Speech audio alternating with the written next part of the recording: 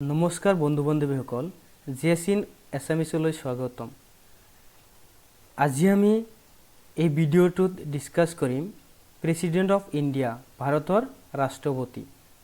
যদি ভিডিঅ'টো ভাল লাগে ছাবস্ক্ৰাইব কৰিব, লাইক কৰিব, শ্বেয়াৰ কৰিব আৰু কমেণ্ট কৰিব।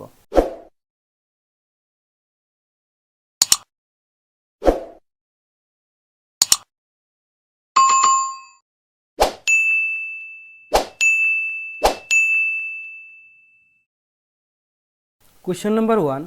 Which article of the Indian Constitution says that there shall be a President of India? ভাৰতৰ সংবিধানৰ কোনটো অনুচ্ছেদত উল্লেখ কৰা হৈছে যে ভাৰতৰ এজন ৰাষ্ট্ৰপতি থাকিব? Option A article 51, option B article 52, option C article 53, option D article 54। আৰু ইয়াৰ শুদ্ধ উত্তৰটো হৈছে অপশ্যন বি আৰ্টিকল 52। আৰু ভাৰতৰ সংবিধানৰ 5 নম্বৰ অধ্যায়ত পাৰ্ট 5ত উল্লেখ কৰা হৈছে। Question number 2. Who was the first president of India? ভাৰতৰ প্ৰথম ৰাষ্ট্ৰপতিজনৰ নাম কি? Option A doctor Rajendra Prasad, option B doctor Sarvepalli Radhakrishnan, option C doctor Zakir Hussain, option D Fakhruddin Ali Ahmed. আৰু ইয়াৰ শুদ্ধ উত্তৰটো হৈছে option A Rajendra Prasad. Question number 3. Who participates in the presidential election? ৰাষ্ট্ৰপতিৰ নিৰ্বাচনত কোনে যোগদান কৰে? Option A elected members of parliament, সংসদৰ নিৰ্বাচিত সদস্যসকল, option B members of state legislative assembly, ৰাজ্যিক বিধানসভাৰ সদস্যসকল, option C nominated members of parliament, সংসদৰ মনোনীত সদস্যসকল, অপশ্যন ডি ইলেক্ট্ৰেল কলেজ। আৰু ইয়াৰ শুদ্ধ উত্তৰটো হৈছে অপশ্যন ডি ইলেক্ট্ৰেল কলেজ। আৰু এই ইলেক্ট্ৰেল কলেজত কোন কোন থাকে? Elected members of the Lok Sabha, elected members of the Rajya Sabha আৰু elected members of the state legislative assembly আৰু elected members of the legislative assembly of union territories, particularly Puducherry আৰু Delhi. Question number 4.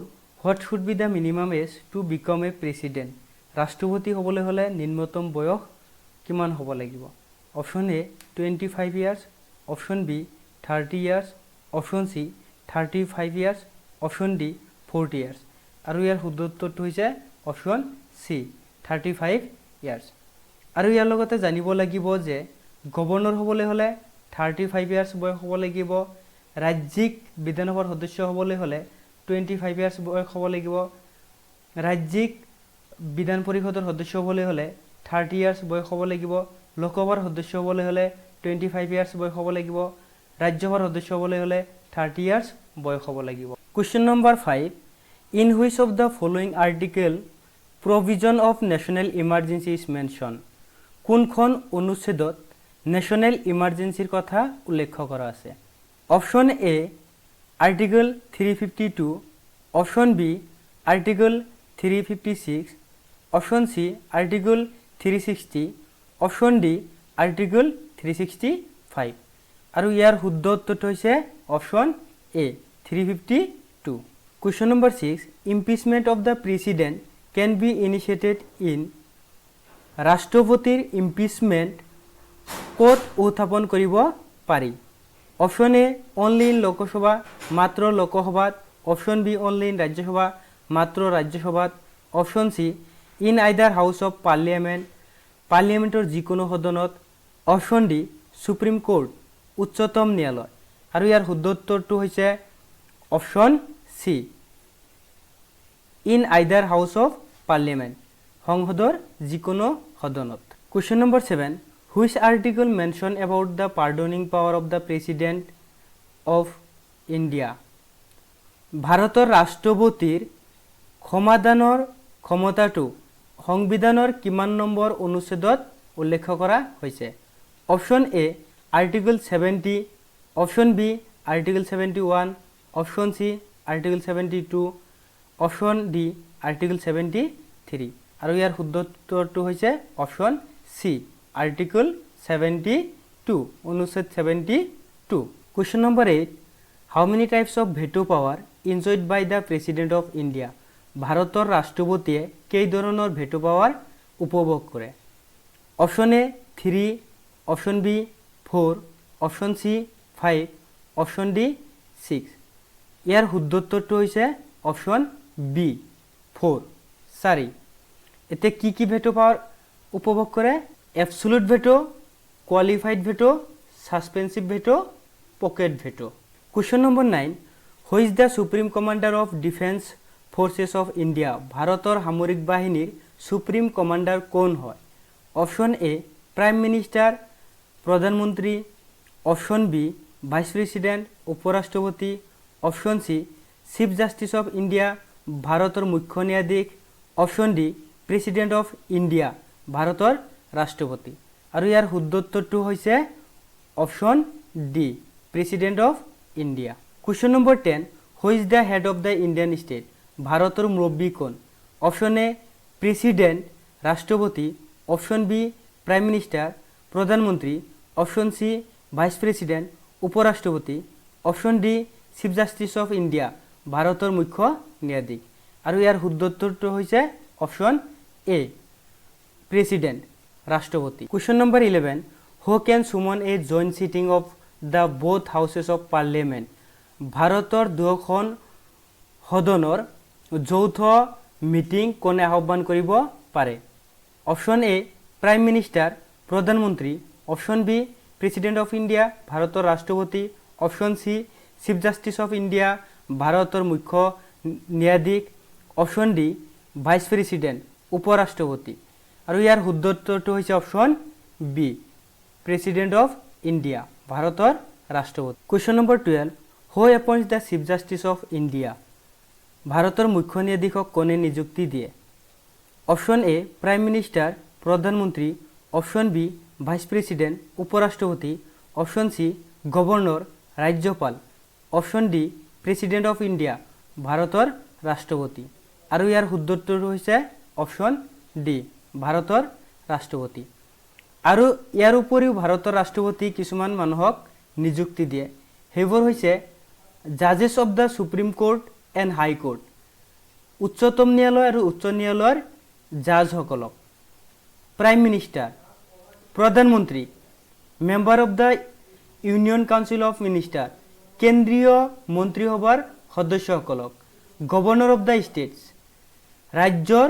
ৰাজ্যপালসকলক attorney general of India comptroller auditor general member of UPSC Question number 13 Who is the first citizen of India ভাৰতৰ প্ৰথম নাগৰিক কোন option A governor ৰাজ্যপাল option B vice president উপৰাষ্ট্ৰপতি option C president of India ভাৰতৰ ৰাষ্ট্ৰপতি option D prime minister প্ৰধানমন্ত্ৰী আৰু ইয়াৰ শুদ্ধ উত্তৰটো হৈছে option C president of India ভাৰতৰ ৰাষ্ট্ৰপতি Question number 14 How many types of emergency power enjoyed by the President of India ভাৰতৰ ৰাষ্ট্ৰপতিয়ে কেই ধৰণৰ জৰুৰীকালীন ক্ষমতা উপভোগ কৰে অপশন এ 2 দুই ধৰণৰ অপশন বি 3 তিনি ধৰণৰ অপশন সি 4 চাৰি ধৰণৰ অপশন ডি 5 পাঁচ ধৰণৰ আৰু ইয়াৰ শুদ্ধ উত্তৰটো হৈছে অপশন বি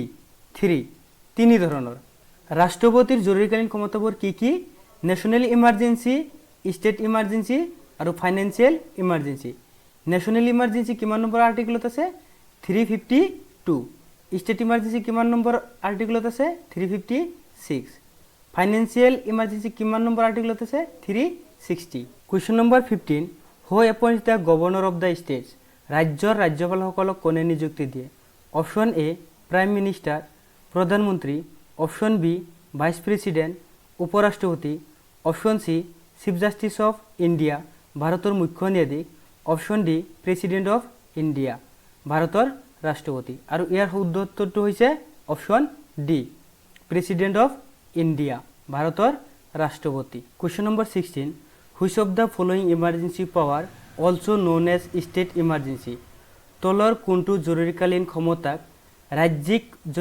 জৰুৰীকালীন বুলি কোৱা হয় অপশন এ কনস্টিটিউশনাল ইমার্জেন্সি সাংবিধানিক জরুরিকালীন, অপশন বি ন্যাশনাল ইমার্জেন্সি রাষ্ট্রীয় জরুরিকালীন, অপশন সি ফাইন্যান্সিয়াল ইমার্জেন্সি অর্থনৈতিক জরুরিকালীন, option D none of the above ওপৰৰ এটাও নহয়। আৰু ইয়াৰ শুদ্ধ উত্তৰটো হৈছে অপশন এ কনস্টিটিউশনাল ইমার্জেন্সি সাংবিধানিক জরুরিকালীন। সাংবিধানিক জরুরিকালীনক রাষ্ট্রপতির শাসন বুলিও জনা যায়। গতিকে কনস্টিটিউশন ইমার্জেন্সি প্রেসিডেন্টস রুল আর স্টেট ইমার্জেন্সি একে। Question number 17 president can be remove from office only on which ground রাষ্ট্রপতিক কোনটো গ্ৰাউণ্ডৰ ওপৰত বেছ কৰি তেওঁক অপসাৰণ কৰিব পাৰি। Option A violation of the constitution সংবিধান ভংগ কৰাৰ অপৰাধত, option B fall of majority সংখ্যাগৰিষ্ঠ হেৰুৱাৰ কাৰণে, অপশন সি ক্ৰাইম অপৰাধৰ কাৰণে, option D none of the above ওপৰৰ এটাও নহয়। আৰু ইয়াৰ শুদ্ধ উত্তৰটো হৈছে option A violation of the constitution সংবিধান ভংগ কৰাৰ অপৰাধত। Question number 18 how many members are nominated by the president to Rajya Sabha ৰাজ্যসভালৈ ৰাষ্ট্ৰপতিয়ে কেইজন সদস্যক মনোনীত কৰে। Option A 10, option B 11, option C 12, option D 13। আৰু ইয়াৰ শুদ্ধ উত্তৰটো হৈছে অপশন সি 12। ভাৰতৰ ৰাষ্ট্ৰপতিয়ে লোকসভালৈ এংলো ইণ্ডিয়ান কমিউনিটিৰ পৰা 2জন সদস্যক মনোনীত কৰে। আৰু এইটো যিটো প্ৰথা এইটো 104 কনস্টিটিউশনাল এমেণ্ডমেণ্ট মতে এইটো এতিয়া বাদ দিয়া হৈছে। Question number 19 who participates in the impeachment of president ৰাষ্ট্ৰপতিৰ অপসাৰণত কোনে যোগদান কৰিব পাৰে। Option A elected members of parliament সংসদৰ নিৰ্বাচিত সদস্যসকল, option B nominated members of parliament সংসদৰ মনোনীত সদস্যসকল, option C members of the state legislative assembly ৰাজ্যিক বিধানসভাৰ সদস্যসকল, option D members of the parliament সংসদৰ সদস্যসকল। আৰু ইয়াৰ শুদ্ধ উত্তৰটো হৈছে অপশন ডি সংসদৰ সদস্যসকল member of the parliament.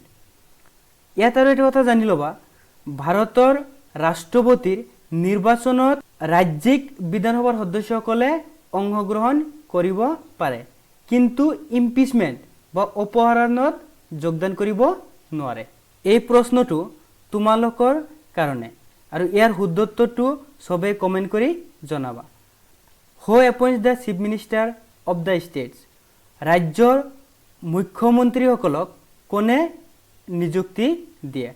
Option A prime minister, option B president of India, option C governor, option D vice president. আৰু ইয়াৰ শুদ্ধ উত্তৰটো কমেণ্ট কৰি জনাবা। থেংক ইউ ফৰ ৱাচিং।